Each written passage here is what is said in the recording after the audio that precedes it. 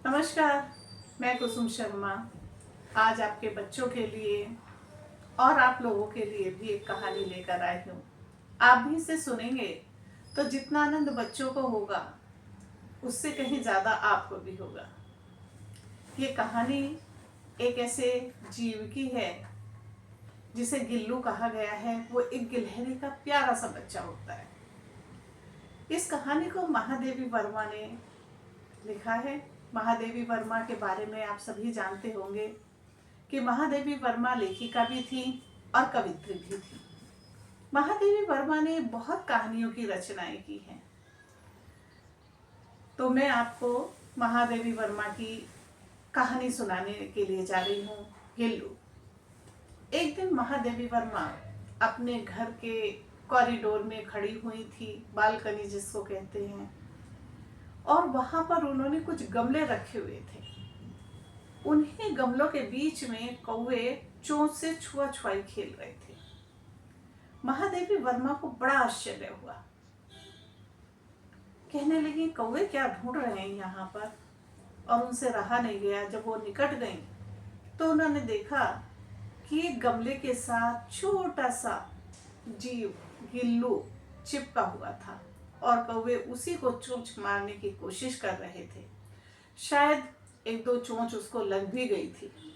महादेवी वर्मा ने बड़े प्यार के साथ उस जीव को गमले से छुड़ा करके लेकर आई और उसके मुंह में पानी टपकाने की कोशिश की गई।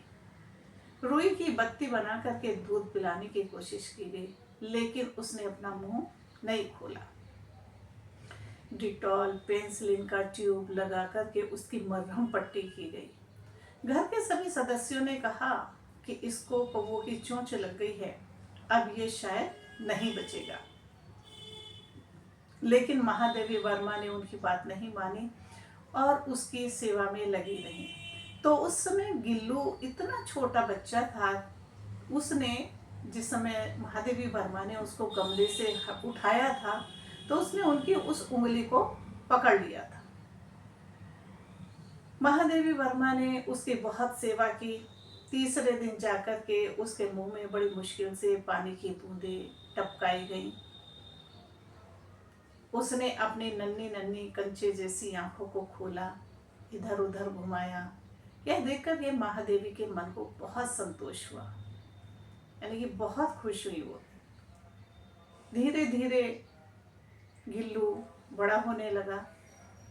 महादेवी वर्मा के पास एक बगीचा था। उस बगीचे में एक वृक्ष था, जूही का पेड़ लगा हुआ था। वो उस गिल्लू को बड़ी पसंद था, जूही का पेड़, और वो हमेशा उसके डाल से चिपक करके बैठ जाता था। अब गिल्लू धीरे धीरे बड़ा हुआ। उसकी रोएदार झब्बेदार पूंछ आनी शुरू हो गई। उसके चेहरे उसके शरीर पर रोए आने लगा। ब्राउन कलर के निशान उभर आए। यह देख करके महादेवी के मन को बहुत संतोष हुआ। अब गिल्लू धीरे धीरे शैतान होने लगा था। उसके अंदर चंचलता आ गई थी। वो बहुत फुर्तीला था। महादेवी वर्मा ने सोचा कि कहीं इसे बिल्ली ना खा जाए, कोई कुत्ता ना खा जाए। यही सोच करके उन्होंने उसे अपने स्टडी रूम में रखा। वहीं पर उन्होंने एक टोकरी को उसका पालना बना दिया और उसमें थोड़ा नीचे रुई लगा करके एक जगह टांग दिया। गिल्लू को उसमें रहने के लिए स्थान दे दिया गया। गिल्लू सारा दिन उस झूले के अंदर झूलता रहता था। मैं आपको एक चीज और बताना चाहूंगी बीच में कि गिलहरी को काजू और मूंगफली का दाना बहुत पसंद होता है। ये उसके पसंदीदा फ्रूट होते हैं। इनको वो खाता था। इसी तरह से जब भी महादेवी, अब गर्मियों के दिन आ चुके थे, महादेवी वर्मा अपने स्टडी रूम में बैठ करके कुछ लिखती पढ़ती, तो वो उनका ध्यान आकर्षित करने के लिए उनके कंधे पर चढ़ जाता, कभी उनकी टेबल पर चढ़ जाता, इस तरह की शरारतें करता। तो कभी कभी उसको पकड़ करके एक लिफाफे के अंदर डाल के खड़ा करके रख देती थी कि अब तो यहीं खड़े रहो। फिर वो अपने नन्हे नन्हे पंजों को बाहर निकाल करके चारों तरफ आंखें घुमाता, मुंह घुमाता, जिससे कि महादेवी वर्मा उसकी तरफ आकर्षित हो। यही सब वो हमेशा उनको अपनी ओर आकर्षित करने के लिए लगा रहता था। महादेवी वर्मा उसे सुबह को अपने ही कमरे में बंद कर जाती थी, और जब वो आती थी तो उनके जो कमरे के दरवाजे पर पर्दे टंगे हुए थे, गिल्लू उसमें छुप जाता था। और जैसे ही महादेवी अंदर आती थी, गिल्लू कूद कर उनके कंधे पर कूद करके उनको चौंका देता था, और सर से पर्दे से नीचे उतरता, कभी ऊपर चढ़ता, कभी नीचे उतरता, कभी ऊपर चढ़ता। वो ये क्रम तब तक करता रहता जब तक महादेवी उसे स्वयं अपने हाथों से पकड़ ना ले। अब गिल्लू और बड़ा होने लगा तो उन्होंने देखा एक दिन कि जो उनके कमरे की खिड़की की जाली थी, उसके बाहर कुछ गिलहरियां चिक चिक चिक चिक कर रही थी। उनकी आवाज सुनकर गिल्लू भी वहां आया और उनको देखने लगा। महादेवी वर्मा को लगा कि अब गिल्लू बड़ा हो गया है, अब इसे आजाद कर देना चाहिए। महादेवी वर्मा ने अपने कमरे की उस जाली में से एक कील निकाल करके एक छोटा सा कोना उसके लिए खोल दिया, जिससे वो बाहर जा सके। अब गिल्लू सारा दिन गिलहरियों का नेता बन करके सभी डालों पर कूदता फांदता रहता था, और शाम होने से पहले, जब तक महादेवी जी अपने घर आती थी, उनसे पहले कमरे के अंदर आकर के अपने झूले में बैठ जाता था, और जैसे ही गेट खुलता था वैसे ही वह उनकी तरफ दौड़ पड़ता था। गिल्लू हमेशा खाने की मेज तक पहुंच गया था। गिल्लू उनकी थाली से खाना लेकर के खाने की कोशिश करता था। बहुत मुश्किल से महादेवी वर्मा ने उसको थाली के पास बैठना सिखाया। फिर बड़ी सफाई से वो एक एक चावल उठा करके खाता था, उसको खाना सिखाया। गर्मी के दिनों में वो पानी की सुराही भर के रखती थी, तो उस सुराही के ऊपर लेट जाता था अपनी गर्मी दूर करने के लिए। इस तरह से महादेवी वर्मा ने उस गिलहरी के बच्चे को पाला। जब भी वो शाम को घूमने जाती तो गिल्लू जूही की डाल के फूलों में छुप जाता, और कभी कभी उनके कंधे पर कूद करके उन्हें चौंका देता। गिलहरियों की आयु ज्यादा नहीं होती।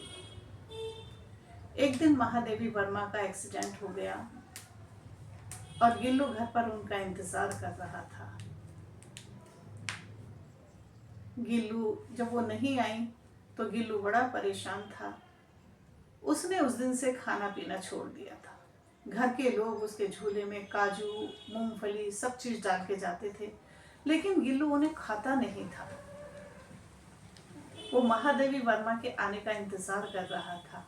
अचानक से एक दिन दरवाजा खुला और महादेवी वर्मा को उस कमरे में लिटाया गया। गिल्लू तुरंत अपने झूले से उतर करके नीचे आया और उनके सिरहाने आकर के बैठ गया। अपने नन्हे नन्हे पंजों से उनके सर को सहलाने लगा। तब ऐसा लग रहा था उसे देख करके कि जैसे कोई एक नर्स वहां पर आ गई हो और उसने पूरी प्रैक्टिस की हुई हो।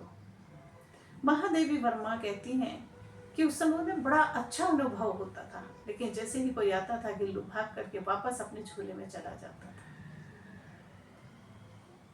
जब तक महादेवी वर्मा ठीक हुई, गिल्लू उनकी सेवा में लगा ही रहा। एक दिन सर्दियों के दिन थे, गिल्लू अपने झूले में था। उस दिन उसने सुबह से कुछ खाया पिया नहीं था। जब शाम होने को आई तो वो अपने झूले से उतर कर आया और धीरे धीरे महादेवी वर्मा के बिस्तर की ओर बढ़ गया, और उसने उस दिन भी कसकर उनकी वही फर्स्ट उंगली पकड़ ली, कसकर जो उसने प्रथम बार पकड़ी थी। उसका शरीर बहुत ठंडा हो रहा था। महादेवी वर्मा ने सोचा, उसके पंजे भी ठंडे थे, कि शायद ठंड के कारण ये ठंडा हो रहा है।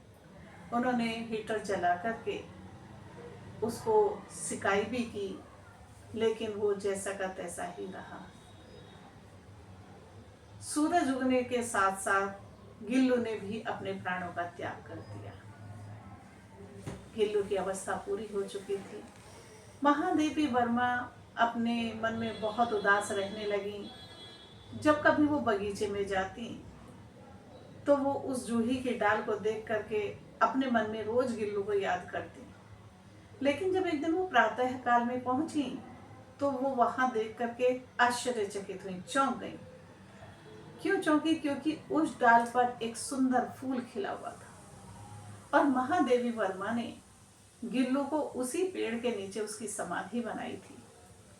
तब उन्होंने सोचा कि शायद गिल्लू इस फूल के रूप में वापस आ गया है।